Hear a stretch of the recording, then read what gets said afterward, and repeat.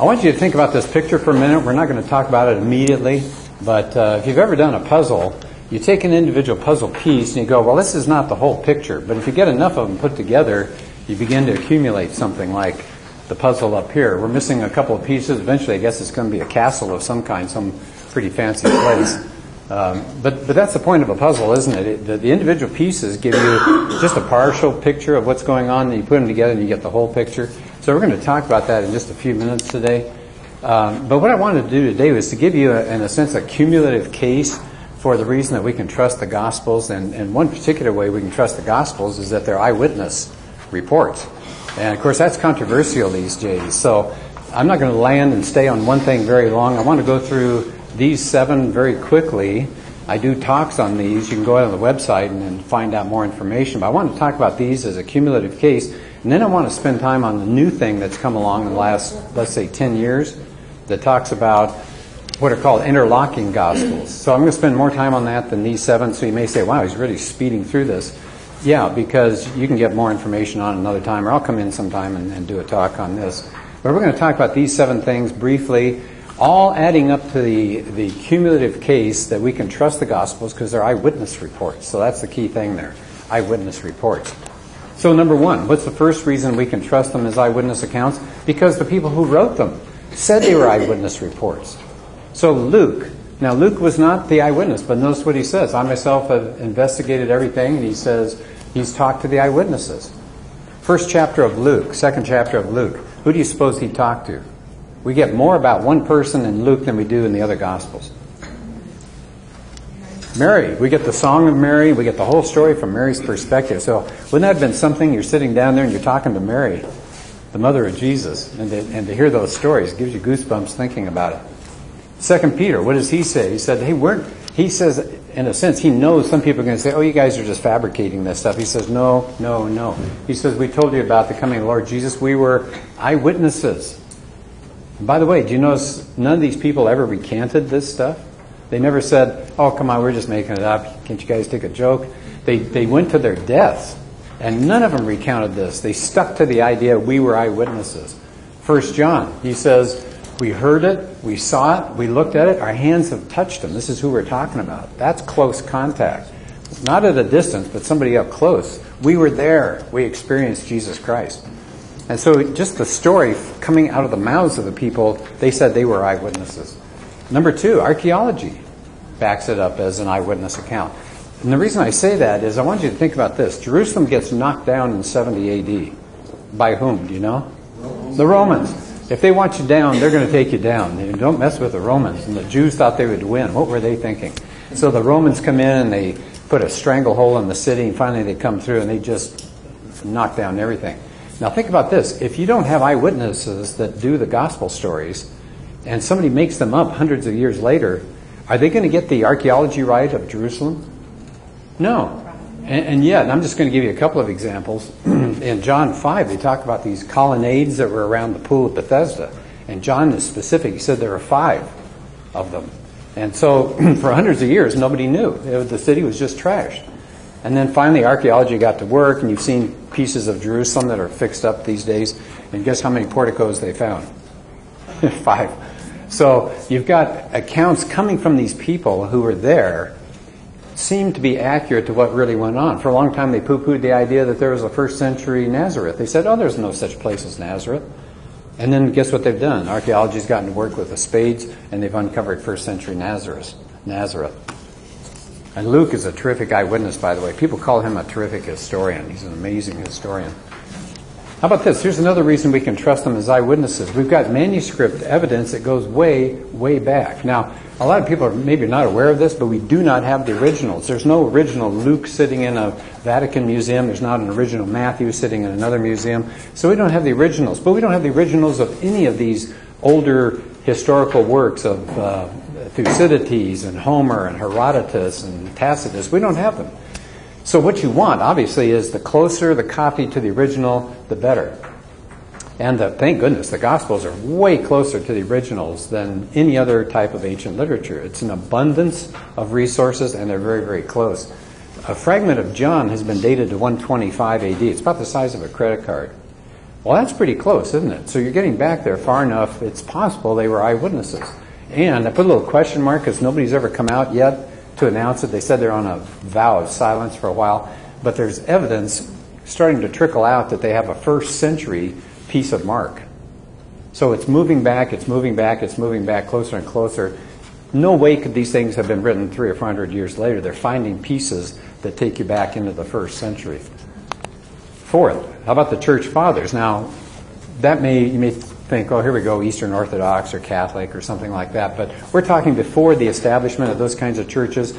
You had John, you had Peter, you had Paul, you had all these other people preaching, and then when they preached, they would get their own disciples, and they would work with those people, and those people would go on and become what they called church fathers in the 2nd century. And guess what they said over and over again? They unanimously, there was never any disagreement, they unanimously said we have 4 Gospels, Matthew, Mark, Luke, John. They were either written by eyewitnesses or people who saw the eyewitnesses and dealt with the eyewitnesses. So there's not any other story coming out about, well, it was years later, or well, we don't really know. Every one of them said Matthew, Mark, Luke, and John. How about number 5? Oral tradition. Now, a lot of people get a little nervous when we talk oral tradition. They think of the telephone game. Remember that one? You started in a circle and you whispered something, and they whispered it, and it went around and came back, and it was all messed up. It was just totally different. Everybody has a good laugh. That's not what we're talking about. Oral tradition is very different when it comes to ancient culture. So I'm just going to leave it for that right now. But we can trust these sources. The oral traditions are even earlier than the gospel accounts. How about this? Historians inside and outside the Bible have agreed with those original eyewitness accounts. So I'll just give you a couple examples. Tacitus is a Roman historian. He's not a Christian. And he tells the story that he's heard that sounds exactly like the gospel accounts. So he's taking it way back to the beginning of the story of Jesus. Josephus, a Jewish historian. Was he a Christian? No. Does he tell the same story? Yes. So we're not getting different stories accumulating over the years. They all come back to that eyewitness time period. Richard Bauckham, I'm going to introduce one more recent guy to you. He wrote a book called Jesus and the Eyewitnesses. It's a big old fat book, and he spends the whole book with the title saying, these are not later stories that people were just making up sitting around the campfire. These are stories written by eyewitnesses. And he gives just one example. I'll just share that with you today before we move on. He says, Jewish names the popularity changed over the years. Just like after World War II, you didn't really name too many kids Adolf in this country. No. Kind of disappeared, right? It's gone. Well, the same thing would apply to the Jewish names. There would be certain popular names that would come and they would go. And they know this because they've gone to 1st century and 2nd century and 3rd century sources outside the Bible to look at the names that were the most popular. And when you match up what were the most popular 1st century names outside the New Testament with what the New Testament has as the most popular names, it's a good match. And so it's a good reason to believe that, again, this is 1st century early eyewitness reporting that's going on in the Gospels. And then the last one before I focus on what I wanted to do today, I hope you realize inside the New Testament, like little nuggets are buried things called creeds. And creeds are just short ways to memorize key things about whatever it is you want to memorize. Maybe you worked at a business and they had like a motto, or they had some kind of business mission statement. You know what I'm talking about? They're always little short things that you can memorize, and it helps you understand the company. Well, early Christians had these creeds too. And we've got one in 1 Corinthians. If you look in the first few verses of 1 Corinthians, Paul says, I'm passing this along to you. He said, I'm not making it up. I got it from other people. And that creed, people are dating it because they can read the language, the way it's put together.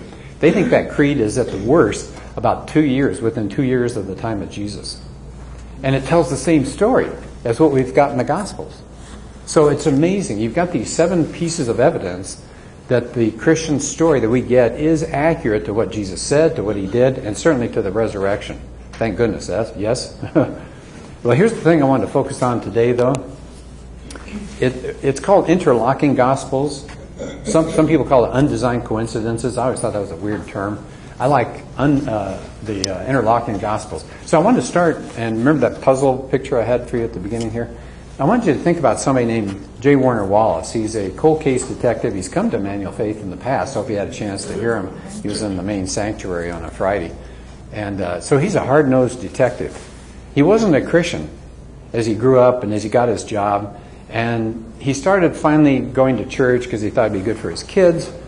And he started looking through the Gospels for the first time. And here's what he said.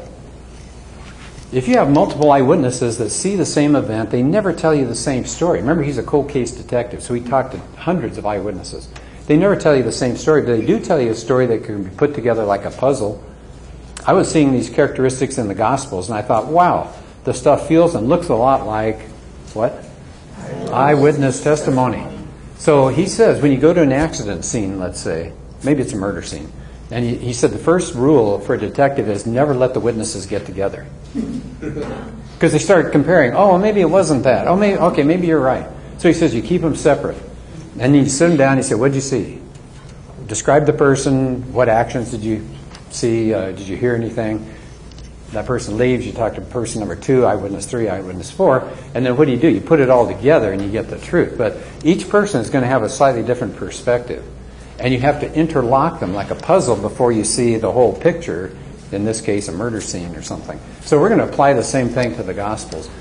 About 150 years ago, somebody wrote a book on this idea of interlocking Gospels, and then it kind of died off. Nobody had heard about it for a long, long time until within about the last 20 years, there's a Christian, I'll mention him later on, who was looking through some old manuscript evidence and came across some old Christian documents. He got really excited about this, and he started to do a lot of writing, a lot of speaking on it. His wife has written a book that's dynamite, and I'll mention that in just a couple minutes. So here's what we're talking about. You look at the 4 Gospels. This is just our practice run before we look at some specific cases. What did the sign say that was posted over the cross that Jesus was on? Matthew says, this is Jesus, the King of the Jews. Mark says, the King of the Jews. Luke says, this is the King of the Jews. John says, Jesus of Nazareth, the King of the Jews. Now, notice each one is slightly different. But do you think you could put them together?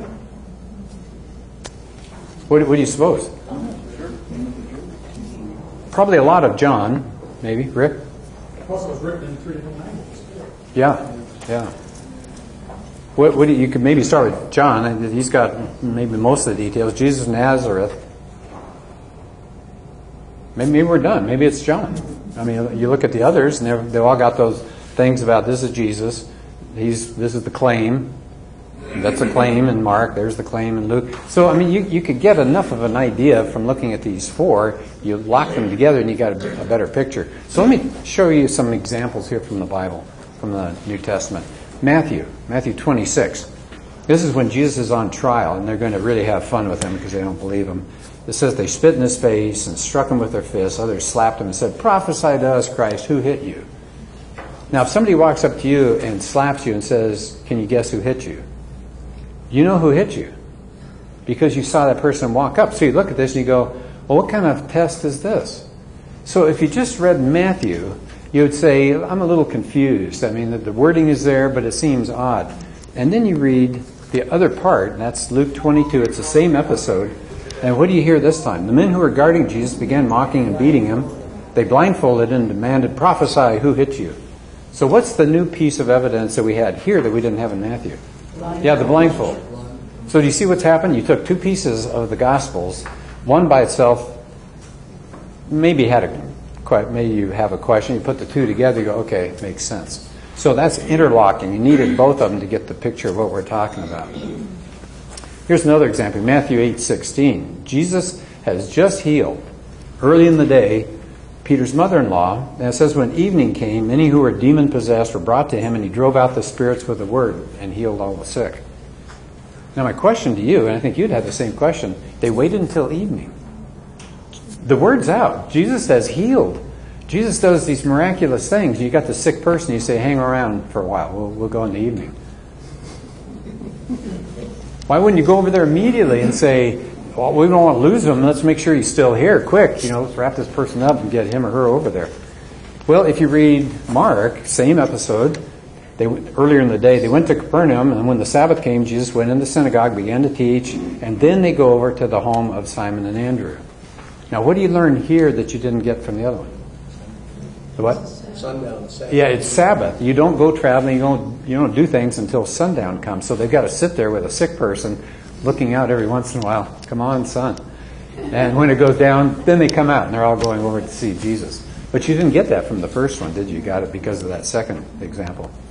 This one's probably my favorite. Instead of taking two pieces of the gospel to interlock, we're going to get three in this one. So here's the first of three. This is the famous feeding of the 5,000, John 6:5. When Jesus looked up and saw a great crowd coming toward him, he said to Philip, "Where should we buy bread for these people to eat?" Now, of all the disciples, if you're making this up 200 years, 300 years later, and it's not eyewitness, would you pick Philip to be the guy Jesus would deal with? Was he one of the best known? Yeah, you might even leave him off the list if you're trying to write down the 12 disciples. You might say, so he said to Peter, or he said to John. You'd pick the big heavy hitters, wouldn't you? But he turns to Philip. Philip doesn't get much press in the rest of the New Testament, does he? Not much. So you go, well, why in the world would he turn to Philip? We don't know just from reading this. So let's go one other place. Let's go to earlier in John. We find out that Philip, like these other two, are from the town of Bethsaida. Well, so far that's nice to know, but it doesn't really help us with the other part. Why Jesus turned to Philip. We find out a little bit about his background. But here's the last piece. We got to go to Luke. When the apostles returned, they reported to Jesus what they'd done. They took them with him, and they withdrew where? To Bethsaida. So why does Jesus turn to He knows the area. He knows where I lost it again here. Philip, there we go. Why did he turn to Philip? He knows the area. He says, hey, you're from here. Where can we get some grub? We've got to get some food for these people. Here they come. So you say, okay. Made sense, but it made sense after you put three of them together. Here's example number 4 from Matthew. As Jesus is walking beside the Sea of Galilee. This is the first encounter, by the way. Apparently, at least from Matthew. He's walking along. He sees these two brothers, Simon and Andrew. They're casting a net. They're fishermen. Come follow me, Jesus said, and I'll make you fishers of men. And once they left their nets and followed him. There's no previous information as to why these guys, these are hardened men. They're down-to-earth guys, aren't they? They're fishermen. They're doing some tough work. And some guy drifts by, and he says, hey, come follow me. Give up what you're doing. And they just toss their nets, and they go follow him. You think, what, did he have a halo around his head? I mean, what's the deal with that? Why did you leave everything and follow a guy if this is the first time you encountered him? Well, apparently it wasn't. Let's get the rest of the story. Here's Luke 8. I'm sorry it's a little bit longer here. We first meet Peter in chapter 4 of Luke. It says he heals the mother-in-law. So that's the first time we meet Simon Peter. So he goes into the mother-in-law and heals her up from a high fever. And then we pick up in Luke 5. One day Jesus was standing by the lake. All these people are crowding around him. They're listening. And there's too many people. So he gets in one of the boats, and it's Simon's boat. He says, could you put out a little bit from shore? And he starts teaching. And then you know the rest of the story? He says, let's go out a little deeper, guys. And Peter says, with great faith, nah, we're not going to catch anything. We've had a bad day. He didn't go on out. So all of a sudden they're just dragging up. They got to get help. They got so many fish coming up out of this net. Now, does that make sense at that point? They left everything and followed him. Do they have reason? So were they just sitting on the shore, just a guy drifts by, and they say, yeah, I guess we'll follow him? I mean, they saw the healing, and then they dealt with him as he was working with the crowd, and then he takes him out in the boat further and pulls up this enormous catch. No wonder they're willing to say, this is somebody I want to follow. I like his message. I like what he's doing. He's got all the hallmarks of the Messiah. He's healing. We've heard that over and over again. When Messiah comes, he's going to have healing in his wings. So they said, drop the nets. We've got something way more important to do. How about another one here? Luke 9:36. Jesus has just, in a sense, stripped off the outer garments and revealed himself on the Mount of Transfiguration. And the disciples see that. And there's Moses and there's Elijah. Did they have name tags? I don't know how you... Anyway, so there they are. They're with Jesus. And what an amazing moment. And they come down the hill, and it says they told no one at that time what they'd seen. So, I mean, can you imagine you're Peter and you come back home, and his wife's there. Says, did you see Jesus today? Yeah. Did you guys have a good time? Yeah. Anything special happen? No, not really. I mean, wouldn't you say, we saw Moses, we saw Elijah, Jesus was blinding. They don't say anything. And that's the only thing we get from the story in Luke. But if you look in Mark, Jesus said, don't tell anybody. Keep quiet. He says, don't do it until after the Son of Man is risen from the dead. So Jesus is on a time schedule there. He doesn't want to be the Messiah too early. I think there's a reason for that. If you go to the book of Daniel, that's a different talk. So anyway, Jesus, this is not his time. You remember how many occasions he says, my time has not yet come.